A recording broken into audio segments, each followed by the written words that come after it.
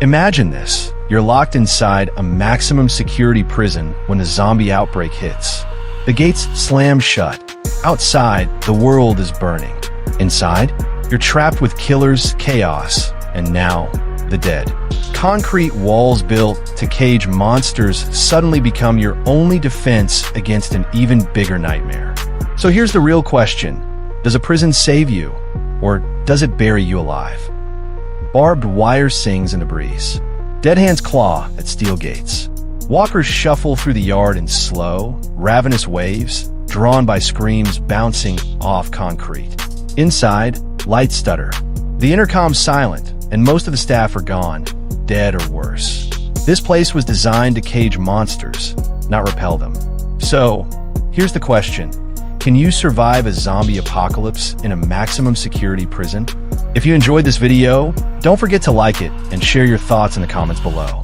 And if you're new here, make sure to subscribe so you never miss out on more exciting content like this. Most U.S. maximum security prisons hold 1,000 to 2,500 inmates, though outliers like Louisiana State Penitentiary house over 5,000. For this scenario, let's use a 1,000 inmate prison closer to the average. You're stuck here when the outbreak hits, maybe a guard working overtime, a maintenance worker, or an inmate locked in a cell. Doesn't matter now. Panic slammed the gates shut, sealing you in a fortress as the world outside crumbles. The zombies? Classic slow, clumsy walkers. But don't let their pace fool you. They're still deadly. Let's break down if this place is a stronghold or a death trap. The pros. Fortified defenses. Prisons are built to keep people in, which makes them great at keeping things out. Think towering concrete walls, multiple checkpoints, and limited entry points. Inside, steel gates divide wings, creating choke points you can control. Walkers aren't breaching those unless someone leaves a door open. Stairwells and hallways can become kill zones. If you've got roof or tower access, even better. Clear sight lines, cover, and a vantage point to spot or snipe threats before they're close. Gear galore. If you know where to look, prisons are loaded with potential. Maintenance rooms might hold hammers, wrenches, bolt cutters, or power tools. Not perfect, but they'll crack a walker's skull. The armory's the real prize. If it wasn't looted pre-outbreak, you've hit the jackpot. Firearms, ammo, maybe tasers. Getting them might be tough, though. Even without guns, riot gear's a game changer. Helmets, padded vests, face shields, and batons meant for inmate control now shield you for bites. If you're lucky, a guard died in full gear during the chaos. Find them, and you're armored. Trade programs mean tools for plumbing, carpentry, or electrical work might be in workshops or cages. Crack those open, and you've got survival gear. Water supply. Most prisons rely on city water initially, but some have backup tanks or towers. If pipes hold, you're not dying of thirst immediately. Worst case, set up buckets or tarps on the roof for rainwater. A heads up, rainwater isn't pure. As someone pointed out in my last video's comments, it grabs bacteria, heavy metals, and pollutants on the way down. Boiling kills most bugs, but chemicals and microplastics stay. You'll need filtration for long-term drinking, unless you're fine with gut-wrenching sickness mid-apocalypse. Food stockpile. In a prison for 1,000 inmates, about 40% of food is shelf-stable. Rice, beans, oats, canned goods, powdered mixes. That's thousands of pounds, roughly 2,800 meals.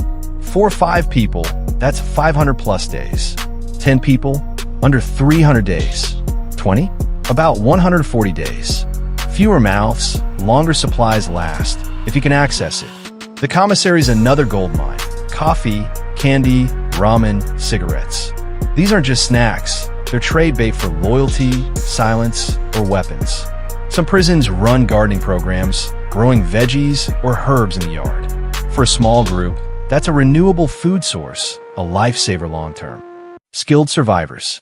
This isn't a low-security camp. Some inmates were in trade programs, plumbing, welding, carpentry, electrical repair. If they survived, you've got mechanics, builders, or medics. Their skills can fix generators, reinforce walls, or patch water systems, priceless in a collapse. Medical supplies. Prison infirmaries stock antiseptics, antibiotics, gauze painkillers, maybe sedatives or syringes. In a world where a scratch can turn you, that's worth more than bullets. Power and transport. Most prisons have diesel generators, keeping lights, pumps, cameras, or locks running for 48 to 72 hours. Solar? Rare, but a dream come true.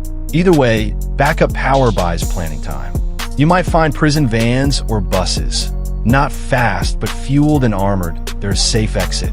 If inmates had welding skills, think Dawn of the Dead, 2004. Armoring a bus is doable if tools and vehicles are around. Communication. You might pick up military broadcasts or survivor signals via radios or intercoms.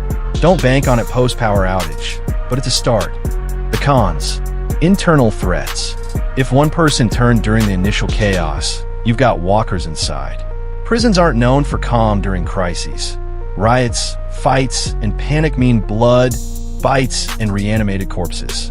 In The Walking Dead's virus, everyone's infected, so any death, a heart attack, a shanking, a fall, spawns a walker. Clearing the interior means navigating dark corridors, locked cells, and body-choked stairwells, not knowing who's alive or undead until they're in your face. The yard's worse. Rec time or shift changes could leave dozens of walkers pacing inside the fences.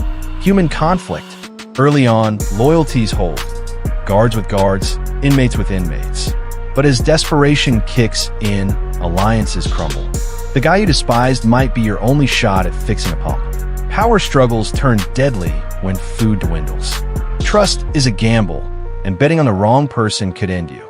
Martial law.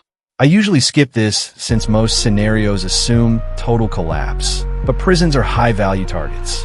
If the government or military steps in, they might seize control, strip supplies, food, weapons, fuel, or worse, leave you with nothing. Inmates' fates depend on martial law. Some might be freed based on crimes, others conscripted or executed, the rest used for labor. Look at Russia's prison recruits in war zones, the Philippines under Marcos, or the US post-Katrina, where prisoners were abandoned in locked cells. Your case file might not save you. You're a tool, threat, or liability. Power failure. When the grid dies, generators kick in, but diesel runs dry in 48 to 72 hours. Lights, locks, cameras, and pumps shut off, plunging you into darkness. You're blind, and the prison systems are useless. Sprawling complex. Prisons aren't tight bunkers. They're vast with yards, towers, admin blocks, and blind spots. Moving end to end takes 10 to 15 minutes. A small group can't watch every door, window, or fence. Hunker down in one area, and you abandon the rest. Spread out, and you're vulnerable. A single breach, walker or raider, resets the crisis. Sanitation nightmare. Rotting corpses in cells, overflowing toilets, and piling garbage turn the prison into a biohazard. Air thickens, walls dampen, and infection risk soar. Cleaning it uses precious water. Worth it? Pests like rats, roaches, and flies explode without staff. Rodents chew food, spread disease, and if the virus lingers in blood or saliva, a rat dragging walker goo into your rice could be a death sentence. Flies and roaches only make it worse. Mental toll. Even if you beat the zombies, rats, and rivals, you're trapped in a concrete box. No sunlight, no privacy, constant tension. Hallucinations creep in. Silent screams. One person snaps, and it's a brawl, a gunshot, then chaos. If the group breaks, the walls won't save you. The verdict. Can you survive a zombie apocalypse in a maximum security prison? Short term, I give it a 6 out of 10. Clear the walkers and secure key areas. Armory, food, water. And you've got a fighting chance with strong walls and months of supplies. Fail to clear the zombies or access essentials, and it's a 1 out of 10. You're dead in a month. Long term, it's a 2/10. Supplies dwindle, sanitation collapses, and mental health erodes. Without a garden, food runs out. Most prisons are remote, so looting's tough. Nearest stores or hospitals could be 50 miles away.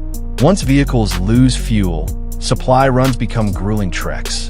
But if the prison's near a creek or wildlife, deer, rabbits, boar, and you can hunt or fish, I'd bump the long-term score to a 5 out of 10. It's still a brutal holdout, but renewable protein and water give you an edge urban survivors lack. What's your take? Rate this place in the comments.